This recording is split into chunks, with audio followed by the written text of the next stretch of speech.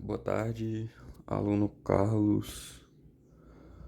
Dia 23 de janeiro, dia da entrega da prova de redes do IF Goiano Campus Urutaí.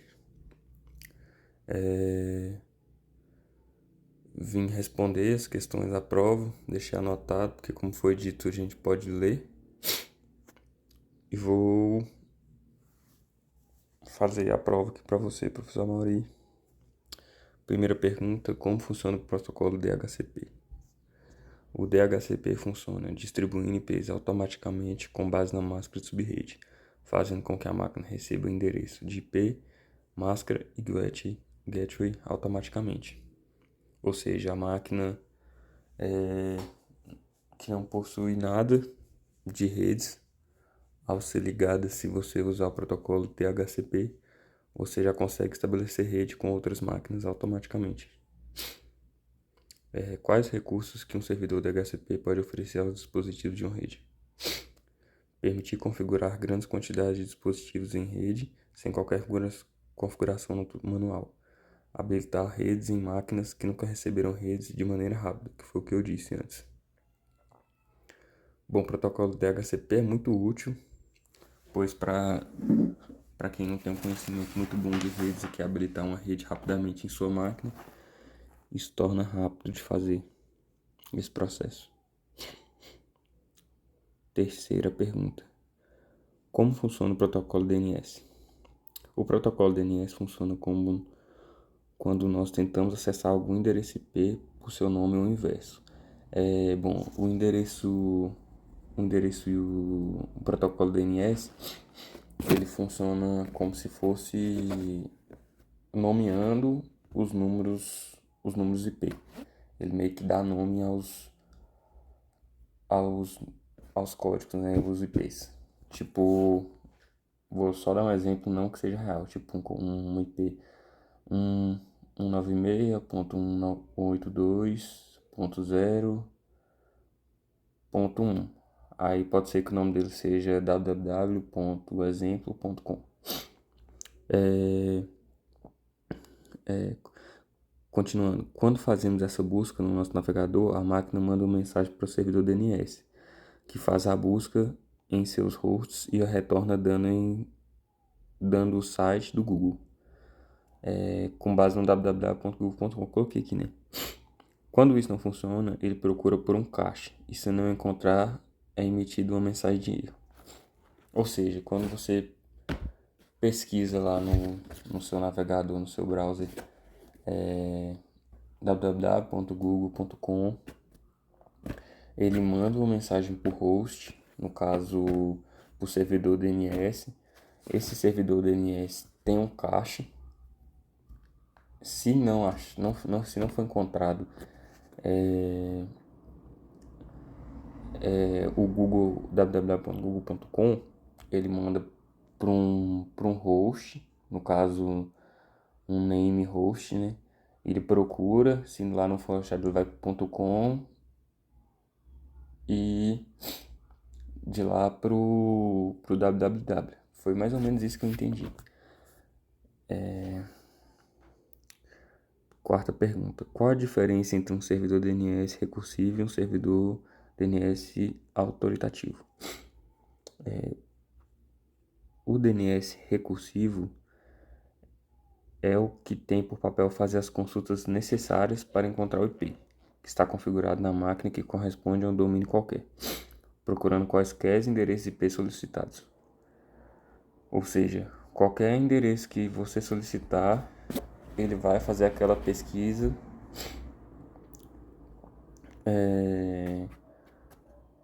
com base no que foi configurado no domínio.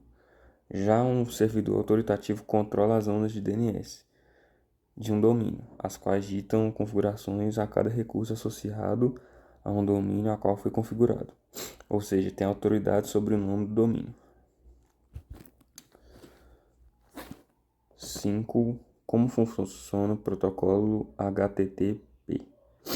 Quando se clica num link do navegador, esse link é aberto e formado pelo navegador, que envia a solicitação e recebe formatada pelo servidor. Ou seja, quando você abre o seu Google, você digita lá, por exemplo, janela, aí tá, você digita janela e clica naquele link. A partir do momento que você clica no link, é gerado, ele pega aquele negócio que você digitou, pega o link que você clicou nele, manda pro browser, o browser vai fazer a formatação daquele site e retornar pro servidor. Esse servidor, por sua vez, ele compila o HTML, o JavaScript, ou CSS para a imagem visual. No caso, para o usuário conseguir entender aquele código em visual, né? Como funcionam os protocolos IMAP, POP3 e SMTP. Começar pelo POP3, que tem a função de se comunicar com o servidor de e-mail e baixar os e-mails para um cliente de e-mail, como o Outlook.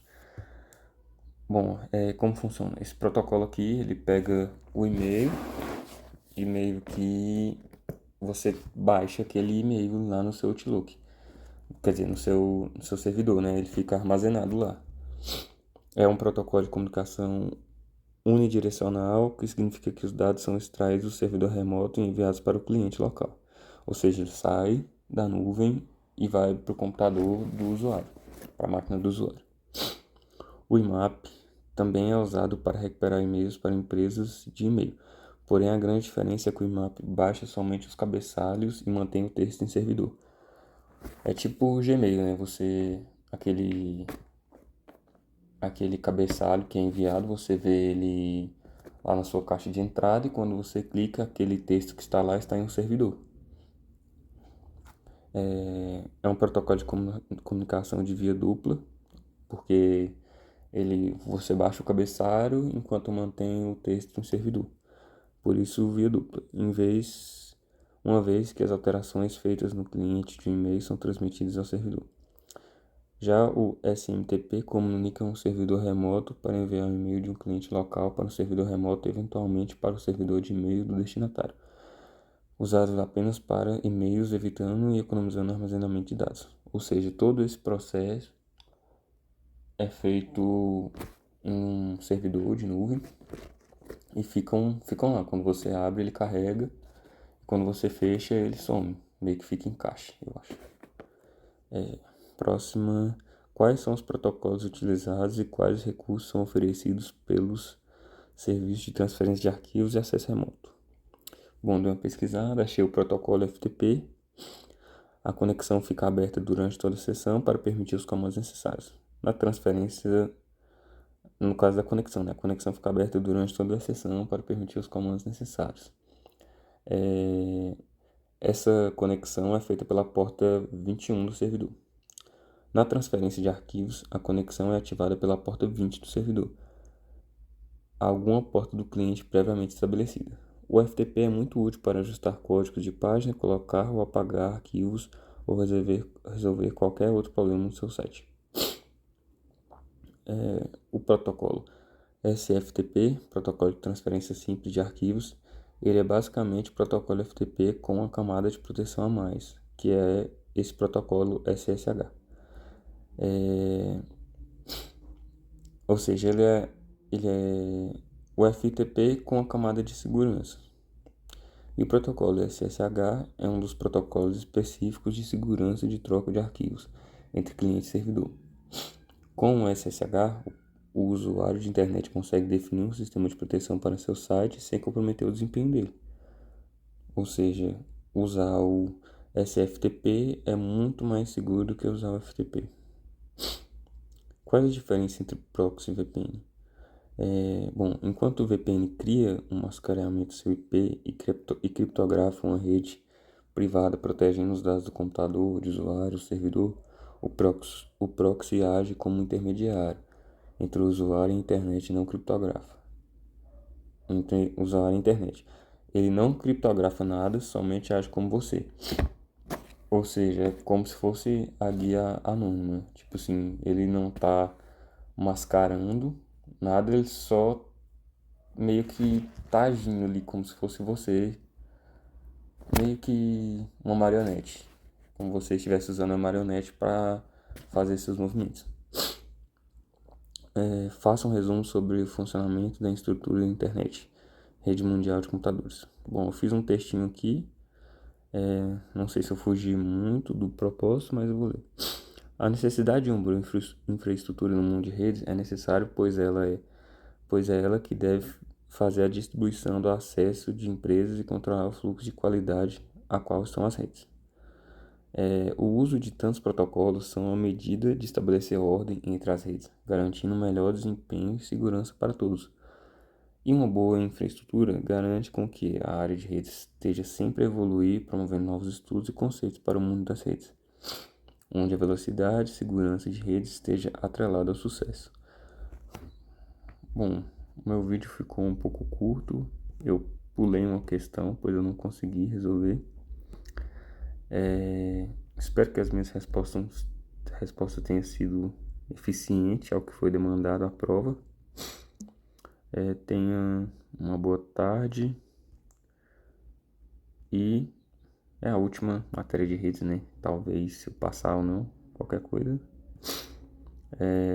Então é isso. Tenha uma boa tarde. Até a próxima.